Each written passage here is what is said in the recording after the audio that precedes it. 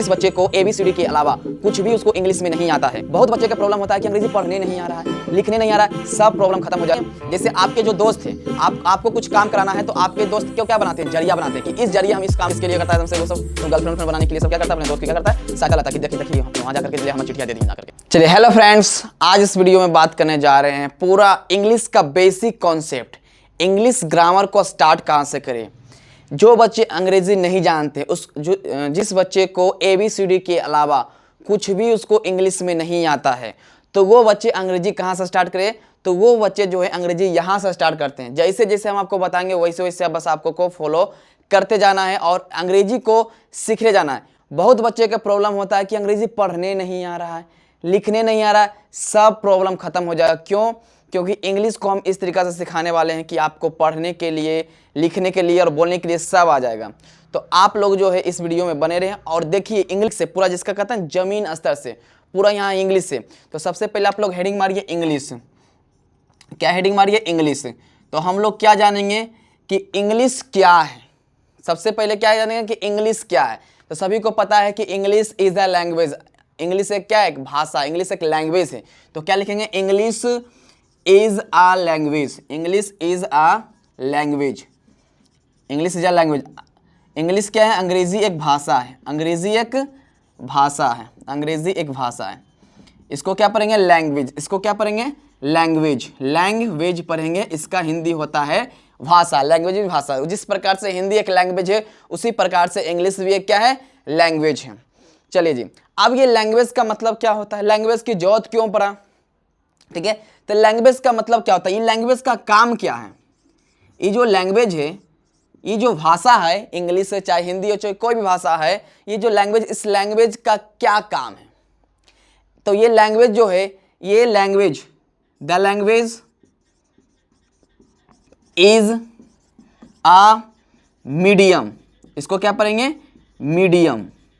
Medium मतलब होता है जरिया। क्या होता है? जरिया। तो लैंग्वेज क्या है? लैंग्वेज एक जरिया है। लैंग्वेज एक क्या? जरिया, जैसे हम लोग कहते हैं माध्यम। अब लैंग्वेज जरिया है तो लैंग्वेज की सहायता से कुछ ना कुछ तो करेंगे। जैसे आपके जो दोस्त हैं, आपको कुछ काम कराना है तो आपके दोस्त क्यों क्या बनाते हैं? जरिया बनाते हैं कि इस जरिए हम इस काम को करें। तो बहुत सारे तो दोस्तों जान में करते हैं कि अपने दोस्त की सहायता किसके लिए करता है? हमसे वो सब गर्लफ्रेंड बनाने के लिए सब क्या करता है? अपने दोस्त की क्या करता है? सहायता लेता है कि देखिए वहाँ जा करके लिए हमें चिट्ठियाँ दे दी हैं जा करके।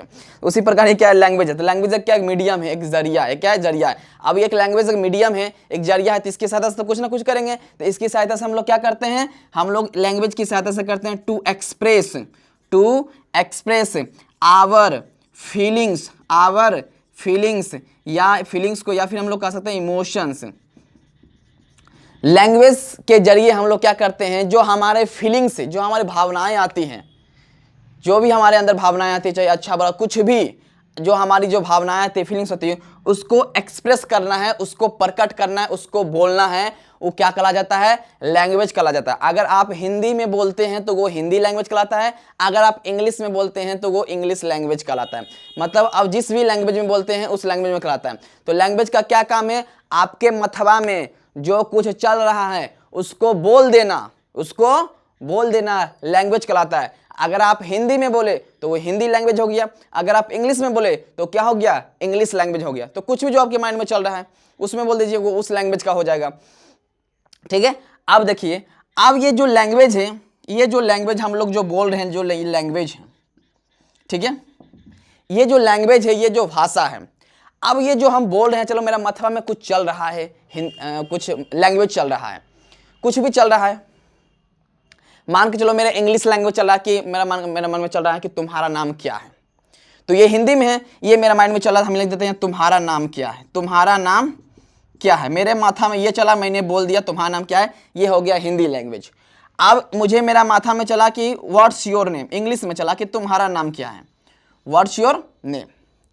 अब ये दो चीज चला, तुम्हारा नाम क्या है हिंदी में और व्हाट्स योर नेम इंग्लिश में। तो ये हिंदी लैंग्वेज में लिखा गया है और ये इंग्लिश लैंग्वेज में लिखा गया है, और ये दोनों सेंटेंस सही है। दोनों क्या है? सही है। तो अब ये सवाल उठता है कि जो हम बोल रहे हैं, जो भी लैंग्वेज हम बोलते हैं, वो सही है कि गलत है, मुझे पता कैसे चलता है? सबसे बड़ा प्रॉब्लम ये होता है कि कोई भी लैंग्वेज को कोई भी लैंग्वेज को बोलते हैं तो वो सही है कि गलत है मुझे पता कैसे चलेगा जी? तो लैंग्वेज सही है गलत है, सही है या गलत है, मतलब राइट है या रॉन्ग है, राइट है या रॉन्ग है, इसको बताता कौन है?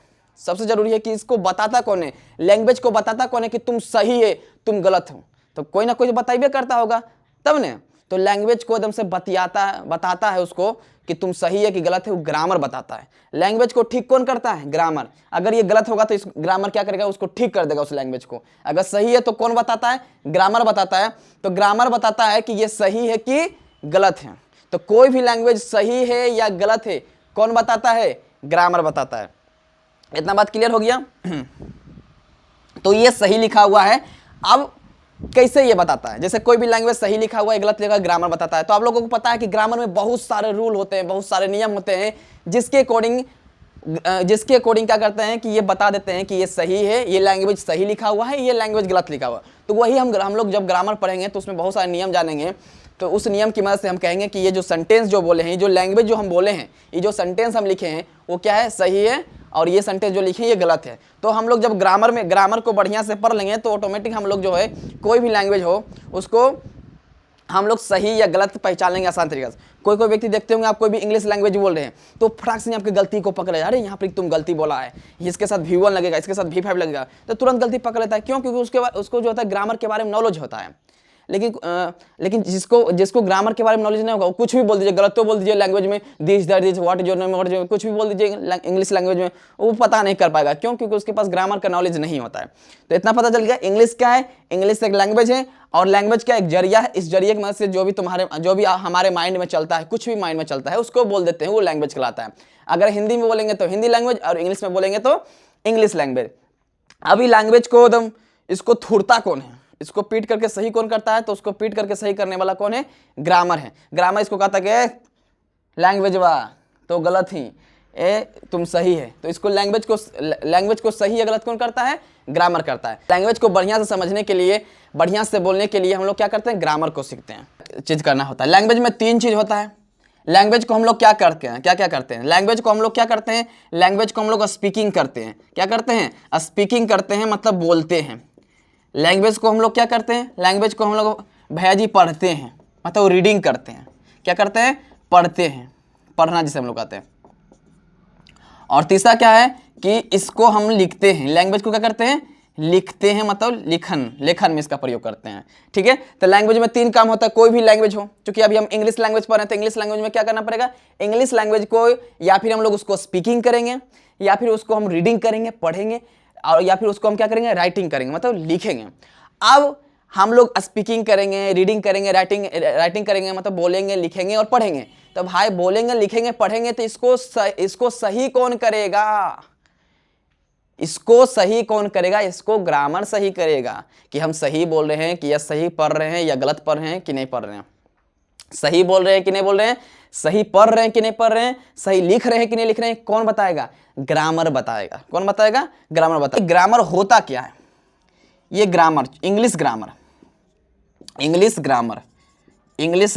ठीक है? क्योंकि हम लोग क्या सीख रहे हैं? इंग्लिश ग्रामर क्या है? तो आप लोग कह सकते हैं कि इंग्लिश ग्रामर एक साइंस है जो हमें शुद्ध लिखना, बोलना, पढ़ना सिखाता है। English grammar is a science which teaches us the correct spelling of reading, writing and speaking. English grammar एक साइंस कह सकते हो, साइंस है ये, ठीक है? जो हमें शुद्ध लिखना, बोलना, पढ़ना सिखाता है। आप लोग को पता है इस समय परिभाषा तो बचपन में रटे होंगे, शुद्ध लिखना सिखाता है, राइटिंग, पढ़ना सिखाता है, बोलना सिखाता है। तो वही काम है कि लैंग्वेज को थोड़ने का काम कौन करता है? लैंग्वेज को पीटने का काम कौन करता है? ग्रामर करता है। लैंग्वेज अगर गलत है तो उसको पीट करके उसको सही कर देता है। समझे कि इसका अगर परिभाषा लिखे हैं तो क्या होगा? तो अब लिखना पड़ेगा grammar is a science which teaches us the correct spelling of reading, writing and speaking. मतलब ग्रामर एक साइंस है जो हमें सिखाती है। टीचर मतलब क्या? सिखाना। The correct spelling of reading, शुद्ध पढ़ना, लिखना और बोलना सिखाती है। कौन? ग्रामर सिखाती है। मतलब हमें मुझे कोई भी लैंग्वेज सीखना है तो हम लोग को क्या सीखना पड़ेगा? ग्रामर सीखना पड़ेगा। अब ग्रामर का परिभाषा जान लेने से तो ग्रामर तो खत्म हुआ नहीं, तो ग्रामर को सीखेंगे कैसे? ग्रामर को सीखेंगे कैसे? तो ग्रामर को बढ़िया से समझने के लिए, बढ़िया से सीखने के लिए ग्रामर का कर दिया बंटवारा, बांट दिया। ग्रामर को क्या किया? बांट दिया। जिस तरीका से घर में क्या होता है, भाई भाई में क्या होता है? बंटवारा हो जाता है। काहे बंटवारा होता है घर का? घर का इसलिए बंटवारा होता है क्योंकि एक भाई दूसरे भाई आराम से खुशहाल जीवन जिंदगी जिए, ठीक है, इसलिए बंटवारा होता है। क्यों? अगर बंटवारा नहीं होगा तो एक में सब कोच के रहेगा तो ठीक लगेगा? सब नहीं लगेगा ठीक। उसी प्रकार ग्रामर है। ग्रामर अगर एक के बार में कुल पढ़ लीजिएगा, अलग अलग नहीं पढ़िएगा, एक के बार मिनिमम में से डाल देगा, ये नाउन सब एक के बार चीज डाल देगा ग्रामर में, तो क्या बड़ी कंफ्यूजन हो जाता है। इंग्लिश में तो और बहुत सारा कंफ्यूजन होता है, ठीक है। आपको पता है लाइक मतलब पसंद करना भी होता है, लाइक मतलब के जैसा भी होता है। दोनों का मतलब, दोनों का इंग्लिश सेम है लेकिन हिंदी डिफरेंट है, तो इंग्लिश में तो बहुत सारे कंफ्यूजन हो जाता है। इसलिए ग्रामर को बढ़िया से सीखने के लिए, बढ़िया समझने के लिए ग्रामर का कर दिया बंटवारा। बंटवारा को इंग्लिश में कहते हैं क्लासिफिकेशन। क्या कहते हैं? क्लासिफिकेशन। तो इंग्लिश ग्रामर को कितने भागों में बांटा गया? तो इंग्लिश ग्रामर को समझने के लिए इंग्लिश ग्रामर को 5 भाग में बांटा गया है। कितने भागों में? 5 भागों में। There are 5 types of English grammar. चलिए, इंग्लिश ग्रामर कितने भागों में बांटा गया? 5 भागों में। क्या लिख सकते हैं? There are 5 types of English grammar. मतलब इंग्लिश ग्रामर 5 प्रकार के होते हैं। 5 प्रकार के। There are 5 types of English grammar. English grammar 5 प्रकार के होता है। पहला क्या है? पहला है ऑर्थोग्राफी। क्या है? ऑर्थोग्राफी। ऑर्थोग्राफी में क्या होता है? वर्ण विचार। क्या होता है? वर्ण विचार। दूसरा क्या है? दूसरा है एटिमोलॉजी। क्या है? एटिमोलॉजी। एटिमोलॉजी मतलब क्या होता है? एटिमोलॉजी मतलब होता है शब्द विचार। क्या होता है? शब्द विचार। और तीसरा होता है ऑर्थोग्राफी, एटिमोलॉजी, सिंटेक्स। तीसरा क्या होता है? सिंटेक्स। सिंटेक्स मतलब क्या होता है? सिंटेक्स मतलब होता है वाक्य विचार। क्या होता है? वाक्य विचार। और चौथा होता है पंक्चुएशन। क्या होता है? पंक्चुएशन। पंक्चुएशन में क्या होता है? चिन्ह विचार। क्या होता है? चिन्ह विचार। और लास्ट 5वां होता है प्रोसडी। प्रोसडी मतलब होता है छंद विचार। क्या होता है? छंद विचार। छंद विचार।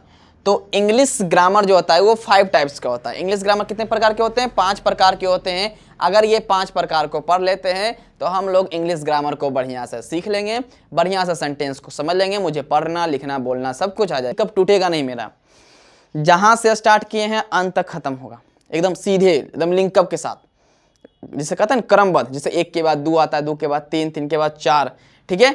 जैसे जोड़ के बाद क्या? घटाव सीखते हैं, घटाव के बाद गुना। अगर आप डायरेक्ट आपको गुना सिखाएंगे तो सीख पाइएगा? डायरेक्ट गुना नहीं सीख पाइएगा। आपको सबसे पहले जोड़ सीखना है, फिर घटाव सीखना है। उसी प्रकार इंग्लिश भी ऐसा होता है। आप लोग क्या करते हैं? डायरेक्ट आप लोग स्टार्ट करते हैं, नाउन से स्टार्ट करते हैं, लेकिन नाउन में बहुत सारी चीज एडवांस। नाउने में आप लोग सब कुछ पढ़ लेते हैं। नाउने में आप टेंस भी पढ़ लेते हैं, नाउने में भर भी पढ़ लेते हैं, मतलब एडवांस तरीका से पढ़ते हैं। नहीं, सबसे पहले आपको बेसिक तरीका से पढ़ना है। पहले बेसिक चीज को जानना है, क्योंकि एडवांस चीज में तो बेसिक के चीज यूज होता है ना। देखिए, एडवांस कुछ नहीं होता है। एडवांस समझना तो बेसिक से आसान हो जाता है। एडवांस समझना, बस एडवांस में क्या होता है कि बेसिक आपको पता होना चाहिए। बेसिक आपको क्या होना चाहिए? पता होना चाहिए। जैसे आप लोग सरल करे बनाए होंगे, सरल करे भले 2 बोर्ड में बन जाए चाहे 1 बोर्ड में बने, सरल करें, लेकिन आपका जोड़ घटाव का बढ़िया से मजबूत रहेगा बेसिक चीज, तो क्या वो आपको आसान नहीं लगेगा? 5 मिनट में बना दीजिएगा सरल करे। लेकिन वही सरल करे अगर 2 लाइन में भी बनेगा सरल करे, अगर आपको जोड़ घटाव क्लियर से नहीं रहेगा तो फिर वो आपके लिए बहुत कठिन होगा। सेम इसी प्रकार से ग्रामर है। तो ग्रामर में भी आपको क्या करना पड़ेगा? एडवांस सीखने के लिए सबसे पहले बढ़िया से आपको बेसिक से, जिस दिन बेसिक सीख गए एडवांस आपके लिए एकदम से चुटकी हो जाएगा। एडवांस में क्योंकि बेसिक चीज यूज होता है, तो अगर बेसिक आपको क्लियर है तो कोई दिक्कत। अगले वीडियो में हम लोग क्या करेंगे? सबसे पहले हम लोग ऑर्थोग्राफी पढ़ेंगे, वर्ण विचार के पढ़ेंगे। तो मिलते हैं अगले वीडियो के साथ, मिलते हैं। और आप लोग हंसते रहिए, खेलते रहिए और इंग्लिश ऐसे ही सीखते रहिए। जय हिंद।